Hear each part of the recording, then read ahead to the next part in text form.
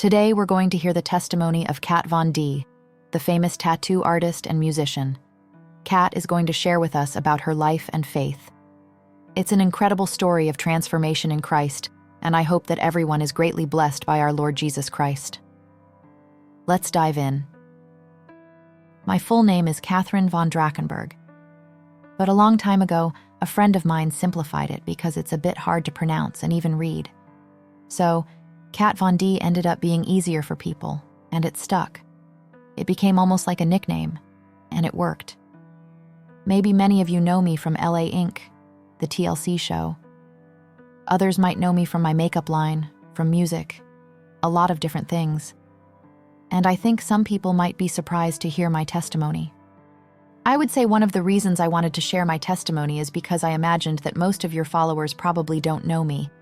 And I really like the fact that it's an audience based in Christian faith because it's with these people I want to talk now, rather than my usual audience.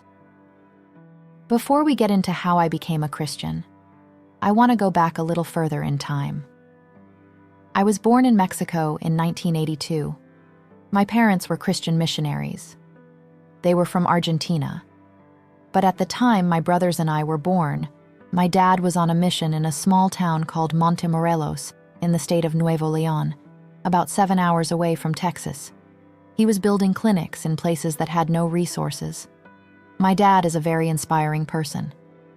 We grew up in a really simple environment, without many resources, but it was a time of great abundance in our lives. I remember our house had dirt floors, no running water or electricity. My first memory of Christmas is opening a handmade gift on the dirt floor, something my parents had prepared. For me, it was one of the best moments of my childhood. When I think about those years, I see how special they were. I hope to offer something similar to my son, even in this chaotic world we live in today. We were obviously raised with God in our home. My parents were very strict in that regard.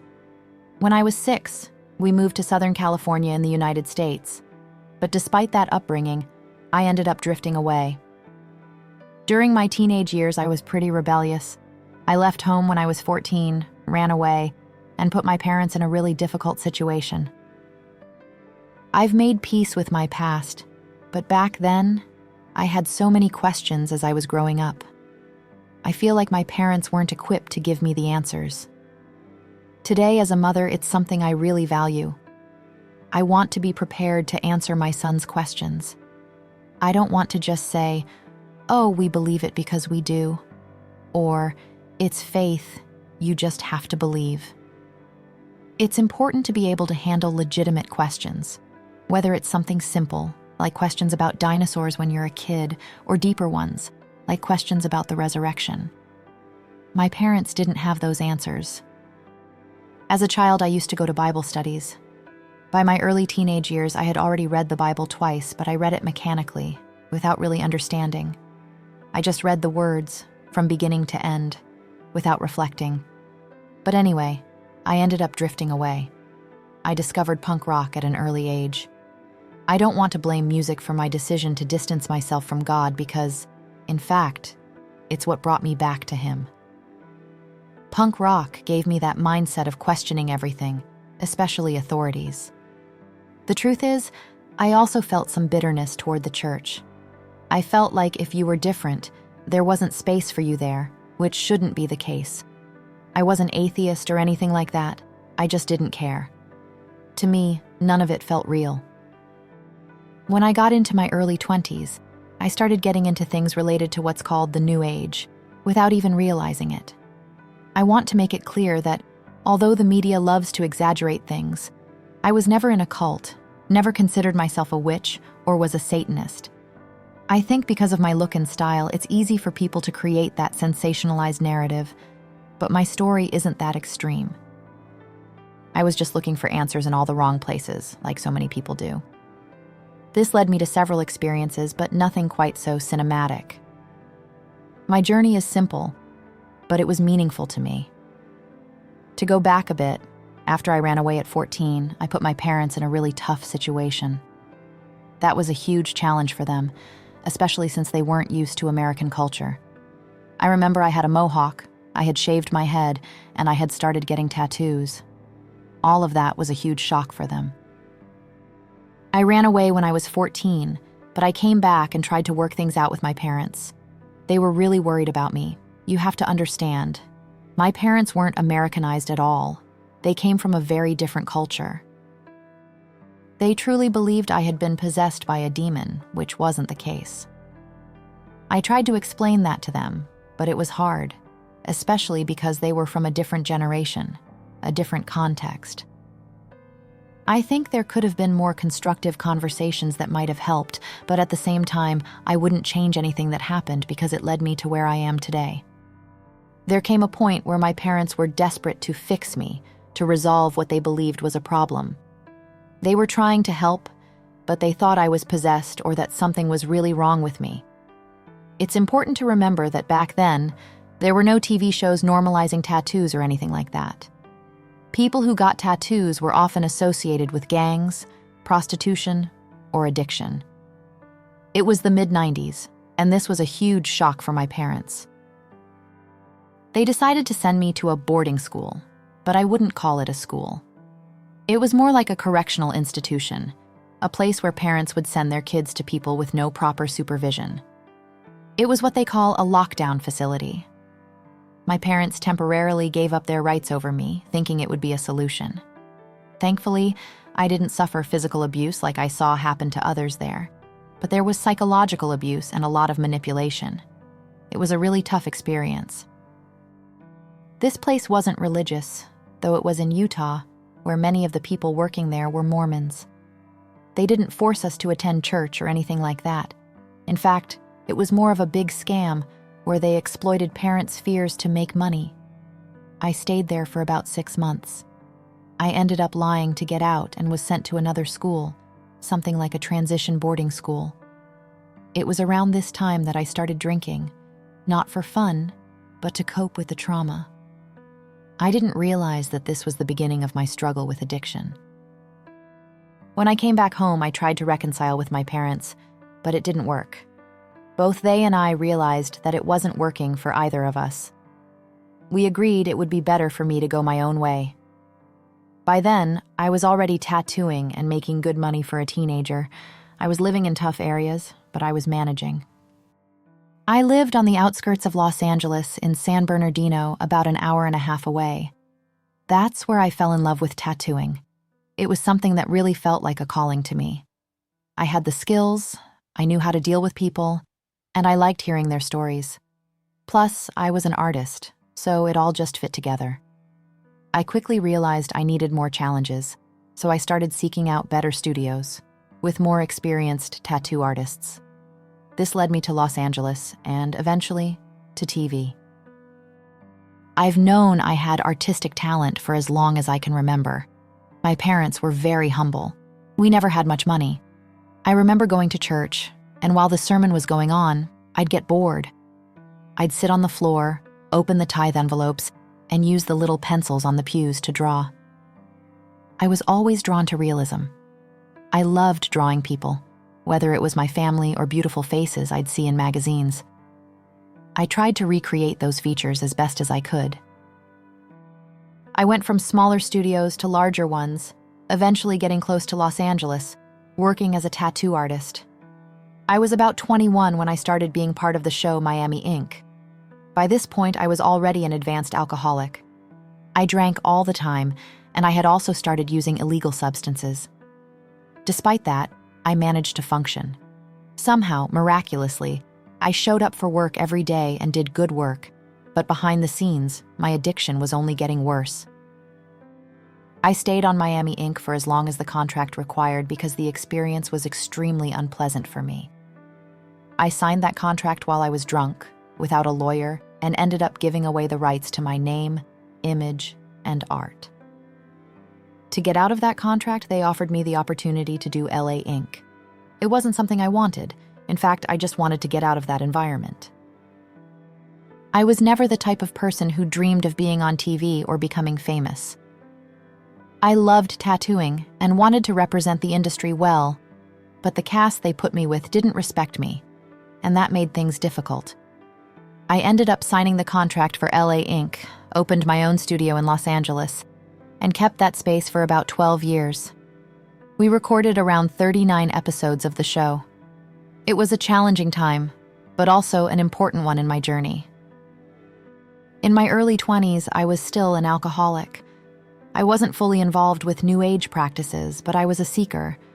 I was sad, drinking, and looking for answers in all the wrong places. It was only when I got sober, almost 17 years ago, that I really started wanting to fix myself. That led me to explore a lot of New Age ideas like self-help books and meditation. Those practices were my gateway into that world. It wasn't exactly something like the law of attraction. I don't want to discredit any authors or practices, but for me, it was more about meditation and spirituality. It wasn't like I was intending to sell my soul or anything like that.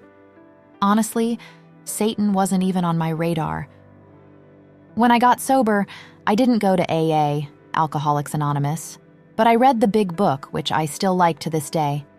I think the 12-step program is something anyone could benefit from, like doing a personal inventory, reconciling and correcting your wrongs. That was really helpful for me. The book talks about having a higher power, but I feel it lacks a clearer mention of God. They say your higher power can be anything, like a cactus in the corner of the room or even Ozzy Osbourne. For me, even though I had been sober for a long time, I didn't feel truly free from all that until I found God.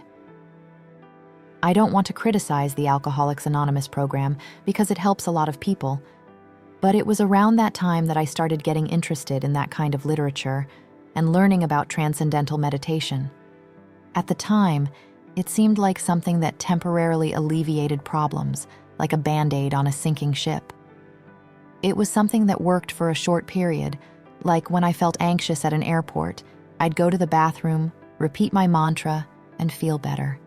But in reality, they were just crutches. Fast forward a bit in the story, I want to talk about the first time I posted something about getting rid of my occult books. A lot of people, including my fans, focused on the witchcraft books, maybe because I had more of those than other types.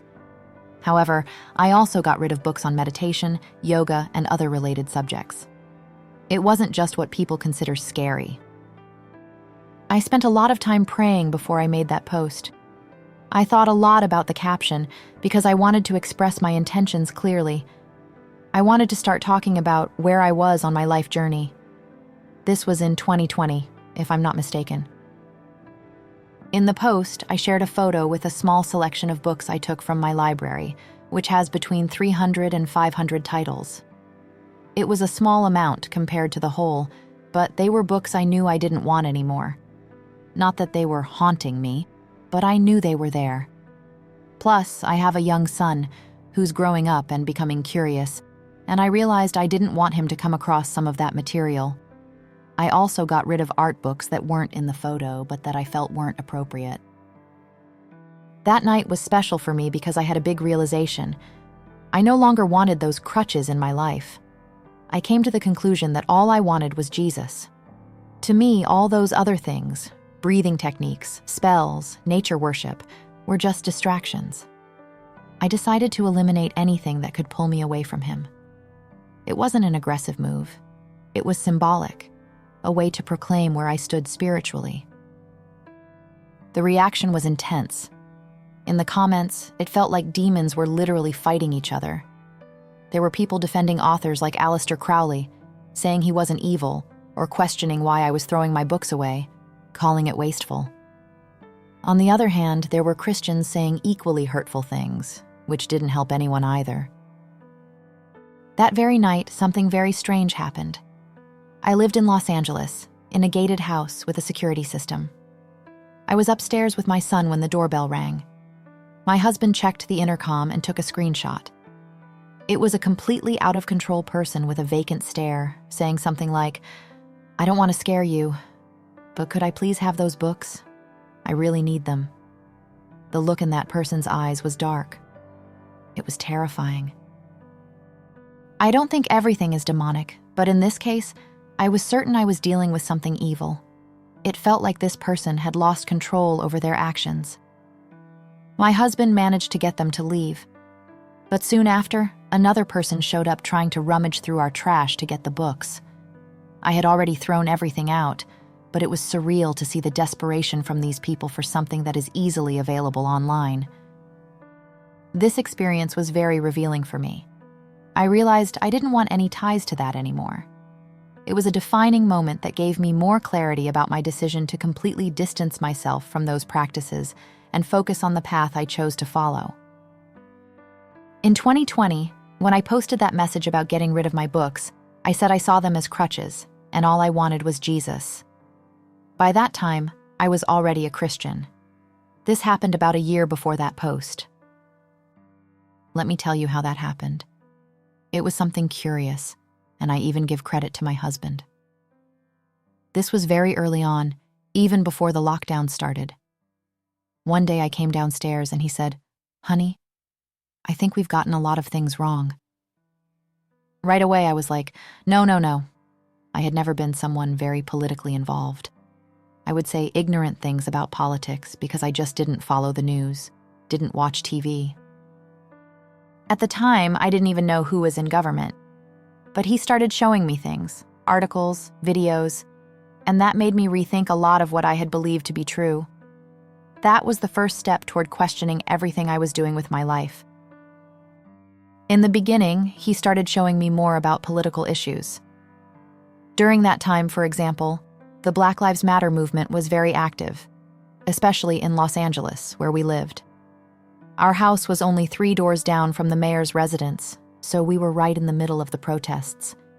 We had rebel groups in front of our house, threatening to throw homemade bombs. We were seeing all of this unfold in real time, and it was much worse than what was shown on TV. This led me to reevaluate many things, including my spirituality.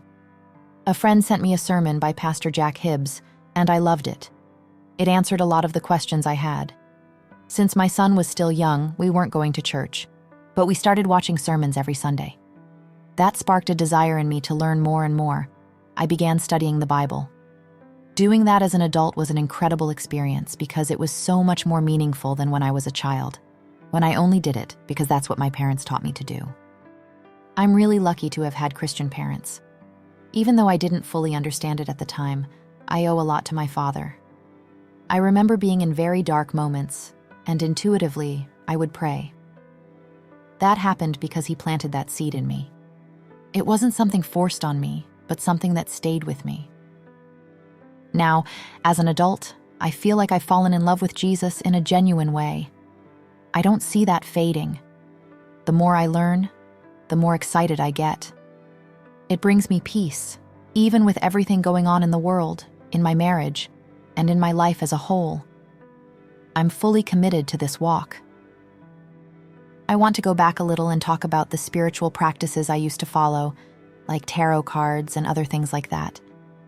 I don't want to criticize anyone, especially since I have many friends who are still involved with it, and I love them very much. In fact, I feel more empathy and understanding for them than most people because I've been there.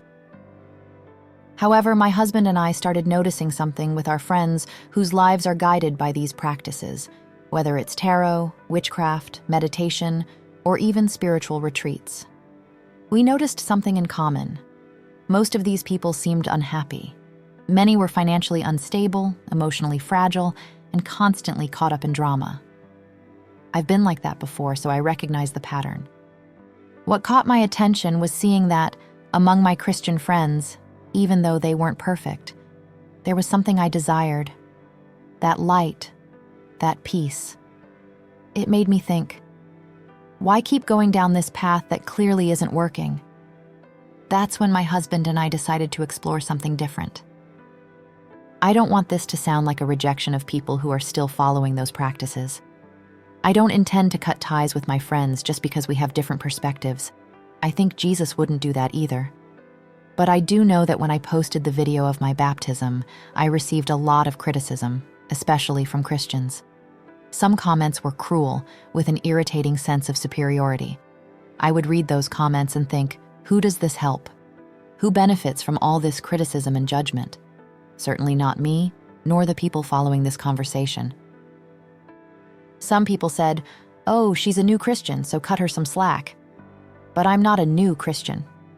Yes, I was recently baptized, but that doesn't mean my spiritual journey started yesterday. I understand the issues people point out, and I'm not going to change aspects of my life just to meet their expectations. For example, I'm not going to change my style of dress or the music I make just because someone thinks I should. My art and my expression aren't for those people. They're for those who need to hear what I have to say. Since I shared my journey, I've received messages from young Goths who are in similar situations to what I lived through. Many say, "I'm at a crossroads. I want to go back to church, but I feel out of place, even within my own family." These messages show me that my story is helping people reconnect with Jesus, and that's the most important thing to me. I don't intend to conform to what some people think is appropriate. To me, wearing dark clothes or talking about topics like death isn't dark. I spent decades tattooing portraits of loved ones who have passed and reading books on grief and loss. For me, talking about death is natural, not scary or demonic. If something I do or say bothers someone spiritually, that person can simply ignore it and move on. But what I've noticed is that many critical Christians on social media end up pushing away those who are genuinely seeking God. That's why I often choose to block or delete these comments, even if they're well-intentioned. I'm not speaking to them. My mission is to reach those who are still trying to find their way. Christians. And all of this has been a process of transformation and learning for both of us. We got married, and since then, he has helped me so much, without even realizing it, to find my way. He's not necessarily on the same page as me, though. In some ways, he is. He's very supportive. We go to church together every Sunday. We pray together. But there are still parts of him that are questioning. After everything that happened and the criticism we received, he said the next day, "Babe, I don't want to be part of this." And it's hard to talk about that without getting emotional, because I've been working for years to lead by example and share with him the steps I'm taking, hoping that one day he might come to me and say, "Look, I've given my heart to Jesus." That hasn't happened yet, but when you have an entire community of people attacking you, it ends up reflecting on your husband. Not that he would change his mind because of an Instagram comment, but when it gets amplified, it starts pushing people away. And not everyone is like that. Our church is amazing. The first time we went, my husband didn't want to go. He asked, like, "Do I have to go?" And I said, "Yes, now this is a rule." When we moved to Indiana, our first mission was to find a church. I knew it would take time, maybe a year, or maybe a week, but I had a list of Baptist churches I wanted to check out. Why Baptist, you ask? Well, I'm not really tied to denominations, but looking at how Baptist churches approach the scriptures, I feel that aligns with what I believe. And to be honest, I wasn't born in a Baptist church, but for me, it's interesting to be able to understand things as an adult. I've always sought a more traditional approach, especially in worship. Personally, I prefer to worship in a more reverent way. I don't want to go to a concert. I don't like distractions. We, as a family, always dress appropriately to go to church, because to us, that's a sacred space. Other approaches and practices just don't align with what I'm looking for, and I truly feel that God has guided us to the perfect church for us. When we got there, the congregation was quite small, mostly older people. I've always been anxious about being late because, as a kid, my parents were always late. So I arrived way too early and ended up interrupting their prayer circle. But instead of judging us, the people stood up and embraced us, saying, "We've been praying for you." They didn't care who they thought we were, they just welcomed us with open arms. That made me think, let's try this place. Pastor Brian is exactly what I was looking for. Someone who teaches the Word of God with depth, not just feel-good stories. I was surprised that we found such a perfect place so quickly. We're loving it. My husband has been responding to this in his own way and at his own pace, and it's been really good for us. But outside of church, he still feels a bit discouraged because, as you know, he's on a different path. And stepping out of that support system can be challenging for him. You're in a unique position because you have such a large audience, and that draws both extremes as well as praise. It's normal, being a public figure online, to attract all kinds of reactions. There was a lot of criticism about the video of my baptism. For example, some people said that my hand wasn't fully submerged in the water, so the baptism didn't count, or that it was fake. I had never heard that before, that you have to be completely submerged, but at that moment, I was holding Pastor Brian's hands. I weigh 150 pounds, and he's an older man, so I was grateful that he didn't let me fall. And some people even said, "She's doing this for marketing, it's just a media stunt." There was a comment recently that really bothered me, and like I said, I usually just block and delete. But this one was so absurd that I decided to respond. I was in tears before entering the water because I had joined the church choir and wanted to sing the song My Tribute. My dad played trumpet on that song while I was backstage, preparing to go into the water. I was already crying before I even got to the pool. During the baptism, I was listening intently to what Pastor Brian was saying, and it felt like the whole world disappeared, and there was only that moment, me with my pastor, and him calling me his sister in Christ. I was emotional the whole time, and in the video it looks like I'm smiling, but I was actually trying to hold back tears. And someone commented, "Look, she's smiling the whole time, this is fake." I thought, really? That's lame. I see so many things on social media that I don't like, disagree with, or think are silly, but I just scroll to the next post. I don't feel the need to criticize. But people who make comments like that must really be looking for something to criticize. I'm not naive. I knew that by posting the video, people would question it. And I also know that in the moments before the baptism, it wasn't something strategically planned. I didn't do it as part of an ad campaign. I hired a videographer because, for me, that was one of the most important moments of my life, and I wanted to document it, just like I did with my wedding. I wanted to share it with the world, intentionally. Baptism has a very strong symbolic meaning for me, but it's also a way for me to make peace with my followers, because for so long, I've sent a message that today saddens me. It was a way to publicly put things in their rightful place for myself. It has nothing to do with my church. It's something personal. I have no intention of becoming an evangelist on social media. I don't plan on posting about my faith all the time.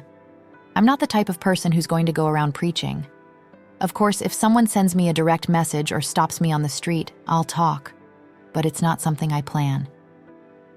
Some people have the gift for that, like my pastor, and others prefer to be quieter witnesses, like me. I'm more of a one-on-one kind of person. Now that I've shared my stance on faith, if someone wants to know more, I'm totally open, but I'm not going to force anything. Today, I'm sober. I've used substances and drank a lot in the past, but I don't anymore. I can be in places where people are using substances, and I don't feel tempted, but I choose not to be around it, especially when it comes to illegal stuff, you know? If someone starts using substances in front of me, I'll leave. It's just not my vibe. I don't even like using that word, but I don't know. It's something that's a trigger for me, and I'd rather avoid it. Now, I have friends who can have a glass of wine on the weekend and stay totally in control. They're not abusing alcohol like I did in the past. Personally, I can't even take a sip of tequila because I know if I do, I'll ruin my life and everything around it. So, for me, that's how it works. Thinking about it, I've been reflecting a lot, especially on secular music. I listen to secular music, and I don't usually listen to gospel all the time. I like singing religious songs at church, like hymns and worship songs, but it's a different experience from when I listen to, I don't know, The Cure or any other band I like. They're different processes, you know? Recently, I went to a big church in California, and I had never been to a church like that before. The message was amazing, the sermon was great, the people were really nice, but I confess I couldn't enjoy the musical part. My husband and I looked at each other and felt like it was weird. It felt like we were watching a concert. When I see someone singing, I start thinking about the songwriting process, how the lyrics were written, the emotional use of words, and the repetition of certain parts. It feels like watching a concert. And everyone's singing along, and I thought, they listen to this in the car, right? This is what they enjoy. and that's fine for them, but it's not what I like. I prefer to listen to older songs, the ones that touch me in a different way. And then I start thinking, should I stop listening to love songs? Because that's my style. I write love songs, and many of them are sad. They reflect experiences I've had or feelings that come up, like when my husband and I argue. They're expressions of what I've lived through. Then I ask myself, is that wrong? And can you help me understand this? Is it wrong that not everything I do or write is directly about God or Jesus? I certainly wouldn't say I have all the answers because these are really good questions. What comes to mind is that God is the source of all truth and all beauty. All truth is God's truth. Just because something is mathematically true doesn't mean you'll find it in the Bible, but that doesn't mean it's outside of Christianity or that it doesn't come from God. God created it. God created all beauty, He created all truth, so something can glorify God, even if it doesn't specifically talk about Jesus or quote the Bible, because He created that person to have artistic talent. He created those words. He created poetry. He created literature. And yes, I also listen to secular music. Here's an example. My producer is a fan of Taylor Swift, so I don't know if she's going to be offended by this, but okay. There are some Taylor Swift songs I really like and can listen to without any problem. I listen to lots of songs like that, but there are some that, when I hear them, I just feel like I can't keep listening without getting bothered. One of those songs is Karma. I don't know if you know it, but it's the concept of karma that bothers me. She talks about karma being on her side for all the good things she's done, against someone who's against her. I can't listen to it because I start thinking about the millions of girls absorbing that theology and becoming so confused and unhappy, like you were talking about people being stuck in New Age spiritual thinking. But that doesn't mean I can't listen to Love Story by Taylor Swift, or, I don't know, my husband and I love watching The Office. It's entertainment. Does every episode glorify God, or is it totally biblical? No, but it's a kind of entertainment we enjoy, and I see it differently. I also believe there are objective standards of sin in the Bible, and there are things we definitely shouldn't listen to or watch because they glorify sin. As for vampires, to me, they're not real. Personally, I think it's fun to think about certain things, like what it would be like to fly or be invisible, you know? It's just thoughts, like when you're a kid and you think about things like that. I've always found people's obsession with the idea of living forever kind of curious because, to me, that would be a curse, you know? And how people romanticize it. Also, for example, movies about exorcisms. I used to love that genre, but nowadays I don't watch horror movies anymore, not for any specific reason, just because I really don't want to get scared anymore. But even today, some of my favorite movies are about exorcisms. I remember one specifically, The Exorcism of Emily Rose, which wasn't really a horror movie but more of a film about a real court case, where a girl was said to be possessed by a demon, and there was a trial between the church and the medical field, trying to figure out the best way to help her. I reflected on that in a very biblical way. I see demonic possession very clearly, especially when it comes to issues like addiction. I also remember the guy who came to my door that night. So when I watch some of these things, I really think about my faith. I don't think like, oh, this is so cool and creepy. That's not my approach.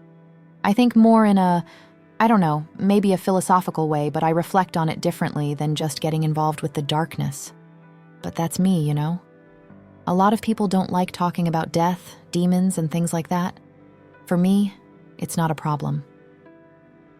For example, my husband writes pretty dark lyrics, but now that we're in a different place in life, he plans to stop singing some of those songs. He's going to distance himself from certain things. People change, right?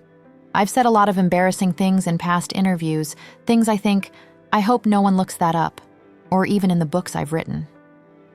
I look at them and think, I was a 20-year-old kid, you know? I'm not that person anymore. I met Marilyn Manson when I was sober. I believe he's now celebrating 2 years of sobriety, and that's what, in a way, helped me find my way back to God. So I supported my friendship with him because I believe everyone has the capacity to change. There's the case of Ted Bundy, in his last interview before he was executed, where he had turned to God. So I think to myself, why would I turn my back on my friends who know where I stand, who know I'll always have a door open if they ever want to talk about it? This happened to me, you know? When I distanced myself from some things, I remember calling my friend Tara, and she never cut me off for the stupid things I said or did. Today, we're much closer because of that. And when people say, "How can you be friends with someone like that?" I ask, "What do you think I should do? Leave that person with the wrong idea of what Christianity is?" No, I'm not going to do that. I'll keep loving my friends, no matter who they are. I have friends who are prostitutes, I have friends who are addicts, I have friends going through really tough times, or who are cheating on their spouses. And no, not all my friends are like that, but I do have people in my life who are struggling. I pray for them as much as I pray for my own life. And what I wish most is that if these people really cared about me or my husband, instead of criticizing us, they would pray for us. Because it's already hard enough living with everything we've been through. And then to be publicly humiliated or attacked, you know? And also, I don't understand a lot of what people are going through. I remember tattooing a man who had accidentally killed his only son. He got a tattoo in his memory. How do you move on after something like that? I remember that day I was leaving my tattoo shop and saw him, with his arm bandaged, crossing the street to go back to his car. I was at the traffic light and I saw him passing by people, and I realized the people walking by him had no idea what he was carrying. And then you start reflecting on it because we treat each other so badly, you know? Look at what he's wearing, how he looks. But you just don't know what's behind all of that. Even the people who hate me, I think, man, they must be miserable in their own lives. I'm not going to go snooping through these people's profiles to see what's there because I know it's easy to break. But honestly, what I think is, wow, their life must be tough. They just don't know it. Because we never know what others are going through. I know a lot of people aren't familiar with this world, but when I hear my story and think about the people in my circle who maybe don't know Christ, I think about them because all of us, at some point in life, have searched for that happiness and fulfillment, right? Everyone's looking for something lasting, something that gives us stability. And for me, it's obvious that only in Christ can that be found. So it's clear to me that God is going to use my story, my testimony, for the people around me. Maybe the outside world looks at someone like Marilyn Manson or other people in my circle and thinks, they're my enemies, they hate me, or they can't be redeemed. But I know, personally, that we're all just people. We're all looking for the same things. I think you're in a unique position, one that many people aren't in, to help show those people where the love that truly lasts and satisfies is, or even to show them that it's an option. Because, to be honest, I didn't have anyone except Alice Cooper. And I remember after posting the video of my baptism and receiving all that negative backlash, I thought, how does Alice deal with this? So I Googled something like Alice Cooper faith and found some of his interviews. I thought what he said was really cool. I won't quote exactly because I'll probably distort it. But what he said was that when he found Jesus, he asked himself, do I need to give up Alice Cooper? Do I need to leave my career and stop singing? And he answered, no. God put me in this world as Alice Cooper to inspire people who would only listen to someone like me, not someone who, I don't know, doesn't have that experience. I don't feel very connected to a lot of people within the Christian community. Sure, I connect with them on Bible issues, and that's what makes me love my entire Christian family. But when it comes to understanding where we come from and what our normal is, I don't know. I don't have many references there. We have our friends, like the people who came to my baptism, who are on the same vibe. And another point that people criticize is, look, there are a bunch of witches in the church. And I think to myself, what are you talking about? These people have been Christians way longer than I have. Just because they dress a certain way or have a different appearance doesn't mean anything. Now, about criticism of people's faith on social media, I think debates and disagreements are natural, but what's not cool is judging someone by their appearance or the mistake they made and saying, "This person isn't Christian." People forget so easily how their own sanctification process was. What you see in someone's faith on social media is just a snapshot of where they are in that moment. I remember when I was younger, I believed in the prosperity gospel. I was involved with those ideas. I had a different stance on abortion, more liberal. I just didn't know. Maybe back in college, if I had posted something about that, some people would have said, "Oh, you're not Christian." But I was. I just hadn't gone through the process yet, just like all of us, being sanctified. No one has perfect wisdom, and when someone shares their testimony, it's easy to criticize, but people forget where we all came from. I'm not saying this applies to you, but we're all being sanctified, learning, gaining wisdom, and changing for the better. True change isn't just external. I see a lot of that on social media, especially on Christian accounts. I follow a lot of them, and the content I engage with is from that space, so the Instagram algorithm shows me a lot of that stuff. There are a lot of people posting before and after photos. The person used to dress a certain way, and after coming to Christ, they're more modest, you know? And to be honest, I've always been pretty modest for the most part of my life. It's not that I've never dressed more provocatively, but if you look at my history, you won't find any naked photos of me. That was never my style. I think the most significant changes, at least for me, happened deeply and internally. And that's why people talk about it, commenting something like, "Let's see if she's really a Christian, we'll see by the fruits." I just block and delete those kinds of comments. But if you knew how my heart and mind were before, and saw where I am now, you'd be impressed. I once told Rafa, my husband, that I believe the fact that he helped me come back to God is probably the reason we're together now.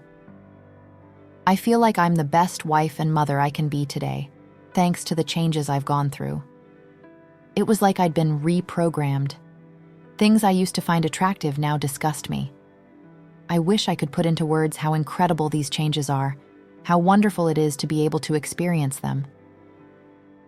I think overall the change has been in relation to what I used to find attractive in people and things. Before, I saw myself as a career-focused woman, that boss babe, you know? Today I'm no longer interested in that. I still love being creative, coming up with ideas and bringing them to life with my mind and hands, but my priorities have completely shifted. And the way I see my husband now is something amazing, far beyond what I imagined before. It's wonderful. I'm not great at giving advice or messages, but I want to share what has helped me. What excited me the most was studying the historical aspect of the Bible, because when you start to see the real truths, it's something very different. A lot of people think of God as a man with a beard in the sky and believe that miracles didn't really happen. But when you start to see the evidence, it becomes clear that it's not just blind faith. It's something much more real. When you begin to dig deeper, you realize there's so much information that's exciting and inspiring. That's what helped me a lot. Now, I attend a women's Bible study group at my church, and although we're all learning together, it's been so good to have a pastor with a PhD in theology who is well-versed and helped open my mind to many things. I don't know how people could find this. I don't know how to recommend it. But I know that, for me, it was crucial. I just know that it's inside of me and it's what I want to do. I think it's important for people to know that it's okay to have doubts, that we don't need to have all the answers, and that, in fact, we're all learning. Whether you've been a Christian for 5 minutes or 50 years, there will always be unanswered questions, but there's also a lot of wisdom available. I see a lot of people saying they can't be Christians because of some questions or doubts. And I think a lot of people have this arrogance, thinking no one has ever questioned what they're questioning, when in reality, we've had thousands of years of wise theologians who have already pondered these issues. So there's a good chance that there are already answers to our questions. Not perfect answers, but wise people have already spoken about this. The important thing is to seek those answers. Don't just stay with the doubt, seek the truth, because there's a lot of wisdom out there for you. Yes, seek the answers to your questions. Don't just accept them without questioning. Seek the truth, because wisdom is available.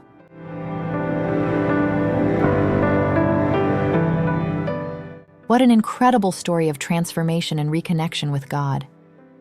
Kat Von D's testimony shows us how powerful Christ's love is and how it can transform lives. Now I ask you, how's your life going? Do you feel like you're seeking happiness and the right answers? Or maybe you're chasing after things that only bring temporary relief? How about giving God a chance to work in your life? Maybe you feel like you're stuck in old habits, doubts, or hurts, but know that in Christ, there's freedom and a new beginning. He's ready to welcome you with open arms, just as you are. What are you waiting for to surrender yourself fully to this transformation? What could be holding you back from experiencing the true love and purpose that God has for you? I invite you to reflect on that and take the first step today. Leave a comment telling how this message spoke to you, or share something that God has been doing in your life. Let's create a supportive and growing community here. If you like this content, subscribe to the channel and turn on notifications. That way you won't miss any videos and can keep learning about living a life transformed by faith. Together, we can grow and help each other on this journey. May God bless you and your family. See you in the next video.